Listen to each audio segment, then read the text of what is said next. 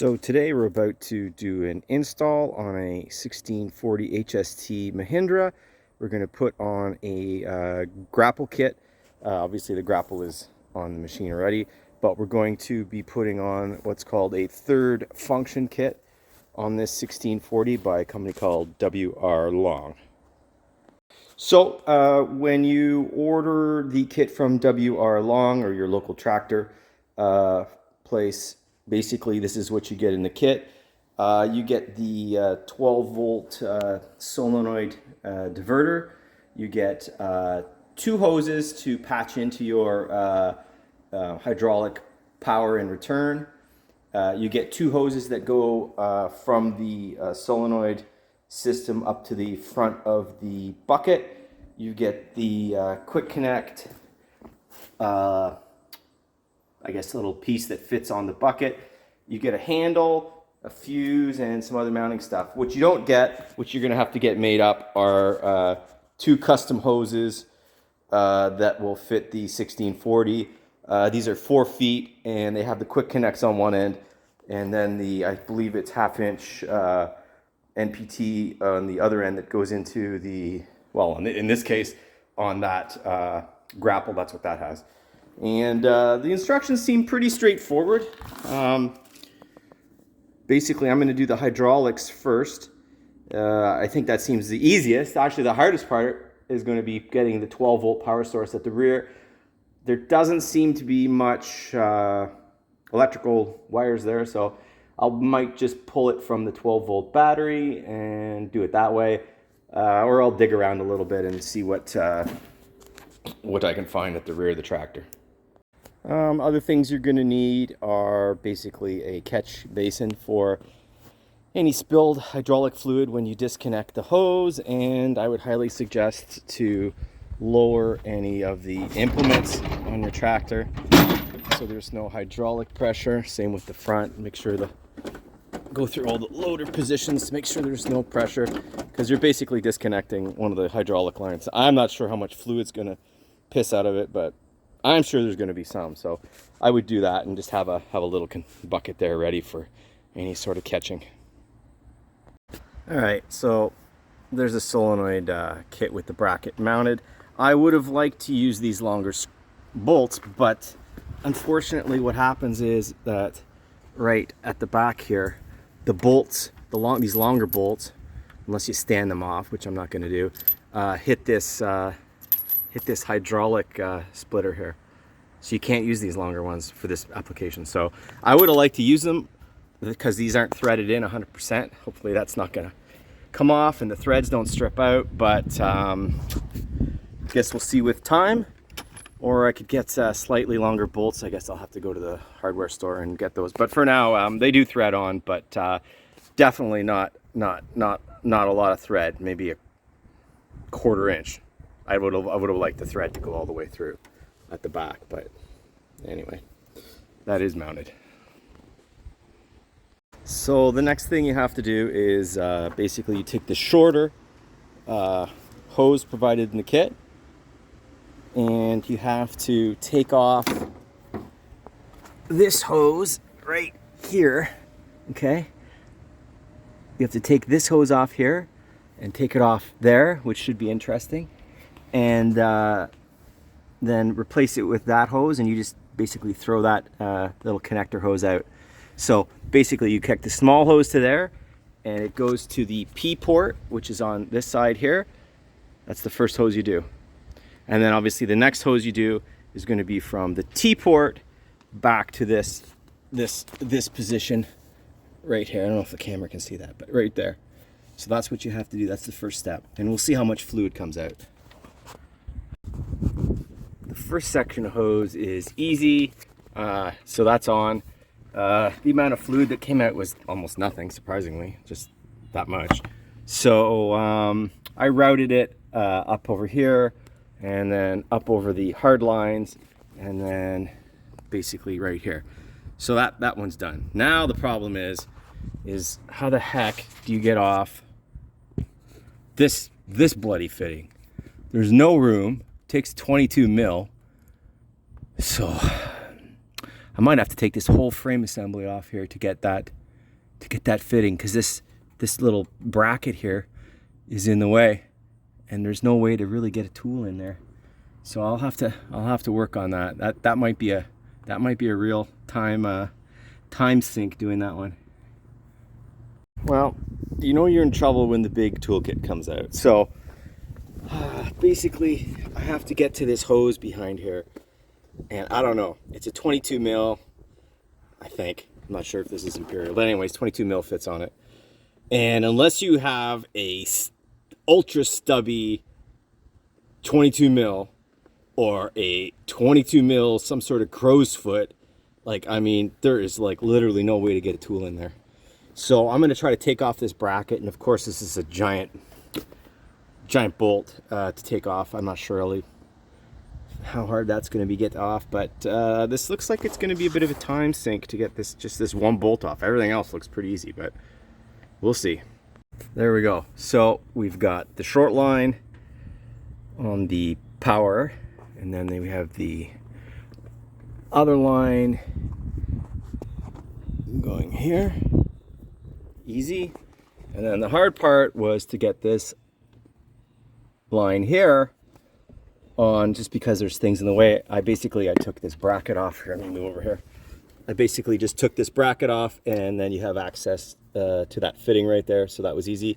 And you just screw that into there, and I kind of routed it. Obviously it's long enough so you could route it all cockeyed, but it goes up and around and then through here, and then you have a little angle fitting here. So basically now there's no hydraulic hoses that are exposed like to the outside edge of the tractor. This is the farthest point of the tractor, and it's well behind the front wheel. So I mean, that's your biggest worry, is these getting caught on something, or this actually getting caught. But I mean, that's where it's mounted. So anyways, that was relatively easy. I think I will start the tractor up and check for leaks. There's the hose that comes off right there. It's small. I'll keep that. Another thing with hydraulic, hoses and equipment, you never want to, like, obviously get them dirty. They're very sensitive to particulate matter. So keep everything as clean as you can. I mean, this is the piece that's gonna you don't need and you're gonna throw out. But anyways, you should just keep it as a spare or whatever. All right, so bracket's back in place. This big bolt is back in place. Torqued it down. How much torque? Hell's a lot torque. You have to take I have to use a pipe to get it off, so it's on there quite good. So make sure you put it on quite good. Look up the spec. I have no idea what the torque is, but while you're down here also, you might as well re-torque and check all of the loader mount bolts too. So I did that. So, and everything else looks good under here too as well. While you're under here, you might as well have a look. The next step of the operation here is to grab the two long hoses, attach them into those quick disconnects. It's nice there's quick disconnects too, because all of the other ones are, so if you ever want to take the loader off, you can actually do it. And then mount it somewhere on the arm. They gave some self-tapping screws to mount on the arm here. I'm not too interested in actually drilling into that or self-tapping into that. I think I'll just use zip ties. I mean, instead of compromising some of the structure here. So we'll see how that goes. But and then there's this little bolt here. Basically, we have to mount the rest of the kit onto this facing forward, and then we hook the lines. So we got the front quick disconnect assembly mounted. It's just a little frame. It goes onto the stock bolt. No problem there. There's lots of bolts. So, and then the two hoses connect into here. And then obviously we're going to have to fit them onto the custom hydraulic lines that I got, and go from there. So we got those two mounted in there. The lines going to the back. Obviously we're going to route them, but and they just plug into the A and the B port. So they're marked here. You can see A and B. So A, according to the instructions, is open and B is closed. So when we get the hoses on here, we'll decide. I don't know. I'll have to figure out. We'll have to maybe change these around so that it opens and closes according to the diagram. So yeah, so let's clean this up. Let's route this, and we'll go from there. All right, so we've got the hoses hooked up now.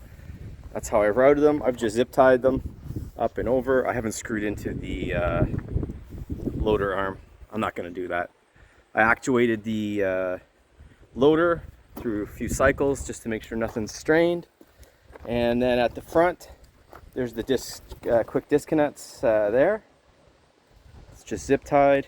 And then the lines, lots of extra line for the grapple to be grappling, and then into the cylinder. So now we just got to do the 12 volt wiring.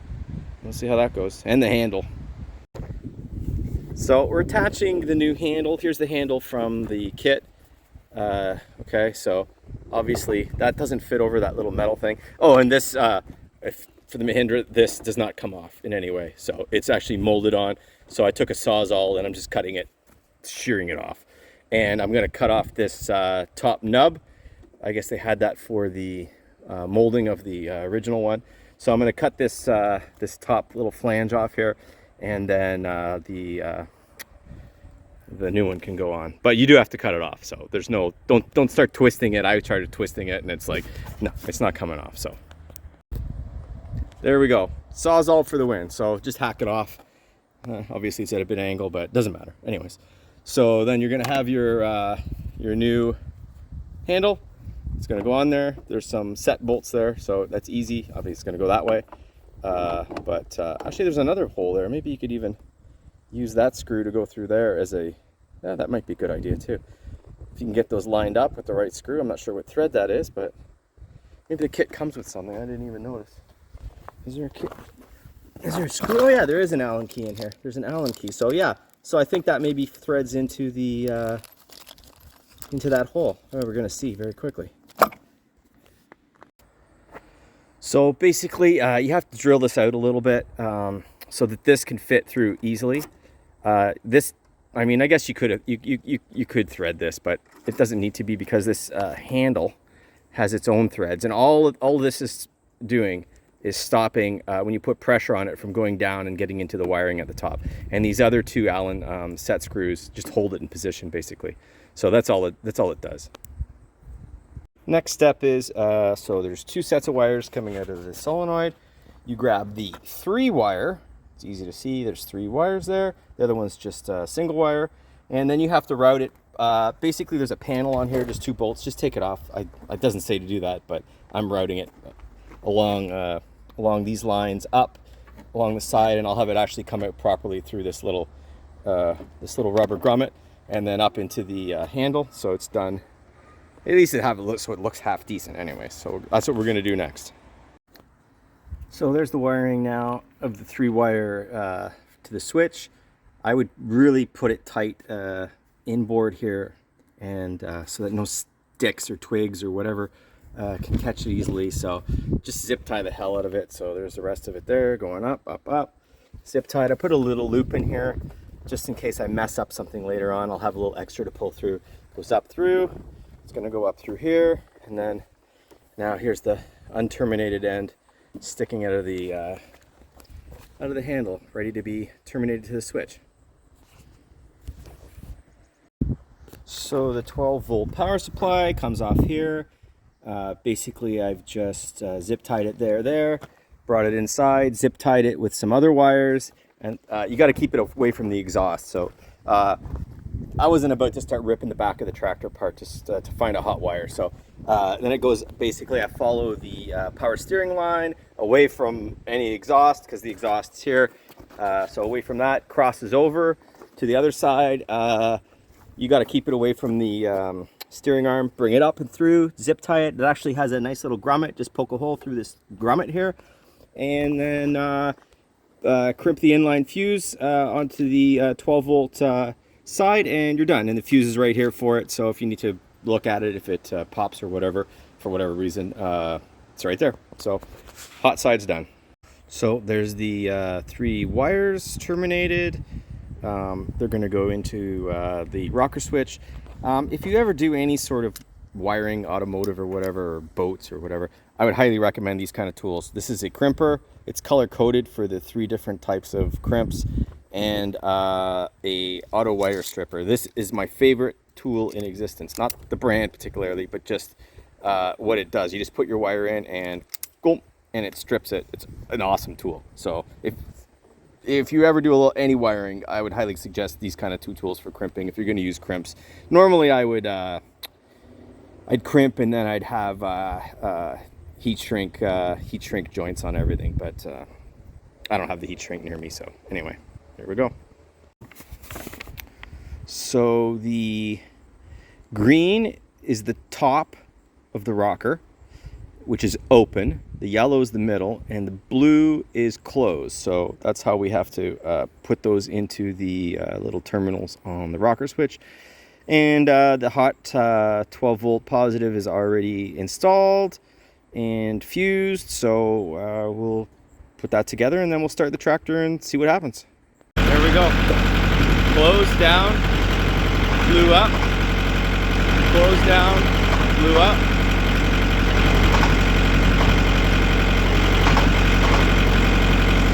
Awesome.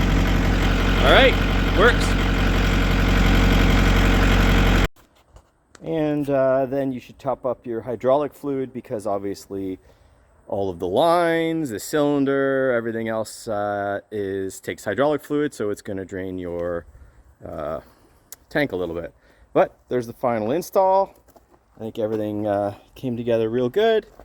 There's the final install of the handle. Looks good. Seems to work good. I'm going to go try some grappling in a minute here. And there's the grapple. Might have to adjust those top cables a little bit, but yeah, we'll give it a go. So project complete. I would say difficulty, I mean, it's really not difficult. 3 out of 10 difficulty. Pain in the ass out of 10. I'd say like a 7. To get the hose off was the hardest thing to do on this. Literally changing these 2 hoses took up 50% of the time, because it's just in such a hard position. The one hose over here is in such a hard position to get to. But yeah, the kit went together pretty good. There's no leaks, I checked, so everything works good. So we'll see how the grapple works. Awesome.